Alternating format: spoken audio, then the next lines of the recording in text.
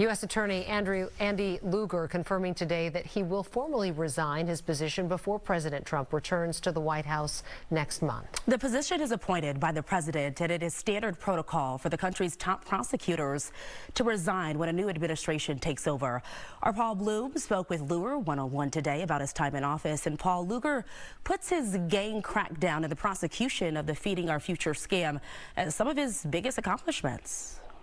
In total, Andy Luger has served about 6 years and 2 different Democratic presidents as the state's top federal prosecutor, perhaps most famously leading the successful efforts to finally deliver answers and locate the remains of Jacob Wetterling. More recently, Luger's U.S. Attorney's Office has been focused on prosecuting one of the nation's largest pandemic scams, as well as helping crack down on violent crime.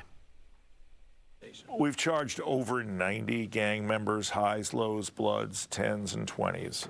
And I'm proud of the work that we did. This was a very intentional effort. And Luger's team made the strategic decision early on to tackle the post-pandemic explosion of violence in the metro by going after the gangs. Dozens of alleged members scooped up on all sorts of federal charges, including murder, guns, and drugs. His prosecutors taking a somewhat unique approach, using racketeering laws previously used for breaking up criminal organizations like the East Coast mafias, now shattering several local gangs with guilty pleas and convictions. And additional trials still on the horizon. Luger confident today, whoever steps into his position in a new Republican administration, that the focus on violent crime remains. We have brought a series of racketeering indictments, and we've won the first racketeering trial. And the question is, where does it go next to make sure that we in this office have the impact that this office can bring?